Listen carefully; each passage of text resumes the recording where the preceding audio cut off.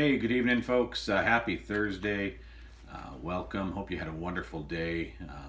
Kind of an uneventful day for me, other than a trip to the dentist this morning. It was really nothing out of the ordinary. So for today's vlog entry, I am going to continue my barbecue story that I started last week with my introduction. So kind of where barbecue came into my life. I guess it's always been part of my life, going back to childhood, growing up in Winnipeg.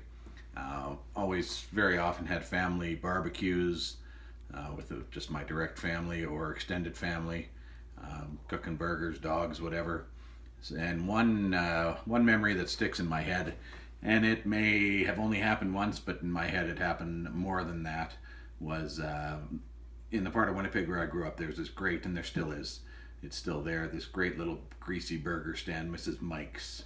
And I remember my mom, when we would be having a barbecue at our place with family over, calling ahead to Mrs. Mike's to order $2 worth of fries.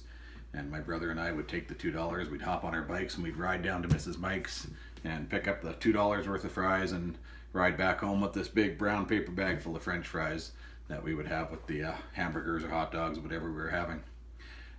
So that's just kind of one of those great outdoor cooking memories that's in my head. When I moved out to Calgary in 1996, shortly after, bought a small propane grill off my then boss and his fiance. Shout out to the Haverys, thank you. Cooked on that for a number of years and got pretty good at it. Friends kind of knew me as a bit of a barbecue guy, at least what I thought was barbecue at the time.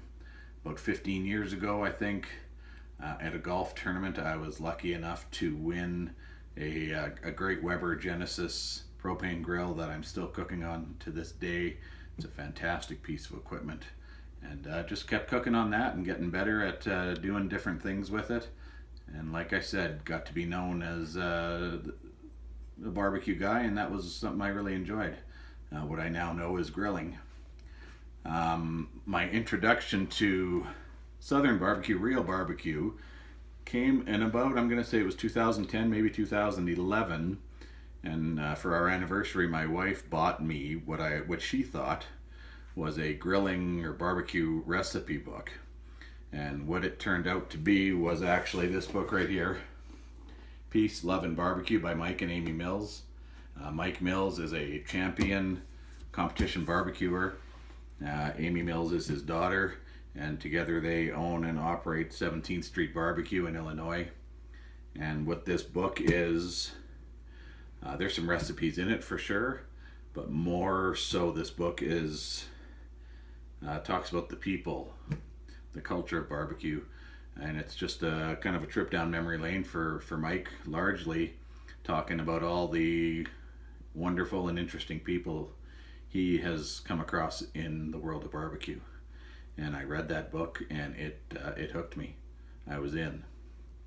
That year at Christmas, got a little Brinkman upright, the vertical smoker, kind of like the Weber Rocky Mountains, but the Brinkman version from Bass Pro Shops. Just a real inexpensive entry-level smoker, and I started cooking on that and had some successes, had some failures for sure, but had fun cooking. And about 5 years ago, I changed jobs, and my new job where I am now meant trips down to Houston on occasion. So that first one was about 4 or 5 years ago in February, and I was going to be down there for 10 days with a weekend to myself. So I started doing a little research, figured, well, if I'm in Texas, I might as well find some Texas barbecue. And the place I came across in my research and decided to check out was Louie Mueller in Taylor, Texas. So I got into Houston on Wednesday night. I worked Thursday and Friday. Saturday morning, got in my rental car and drove the 2.5-3 hours up to Taylor to Louie Mueller. And I tell you, once I found that place and parked, it was what you'd kind of expect, just a very unassuming from the outside. And you walk in, you open that busted up old wooden screen door, and you walk on in, and it is exactly what you would imagine a barbecue joint to be in your head if you had a picture of it. Just this big wide open space, tall ceilings. The walls are black from the years of smoke. Just everything about it was just what you'd think it would be. And I remember, just taking it in and getting up to the counter to place my order, and the meat cutter gives you that sample of brisket that they're famous for. And I've heard this story from so many people over the years of that experience at Louie Mueller and that little brisket sample. And I tell you, putting that thing in my mouth, it was a hallelujah moment. And that was it. From then on, I was totally hooked. And in other trips since then, I've ventured beyond Taylor. I keep going back to Taylor, though. Always got to do Louie Mueller. But I have been fortunate enough to hit up a number of other wonderful places, like Snow's, Franklin, Regal's, a bunch. If you want to learn more, please check out the blog section on the website, EatMoreBarbecue.ca. You can hit the archives button there on the blog page, and it'll take you right back, learning about all my adventures.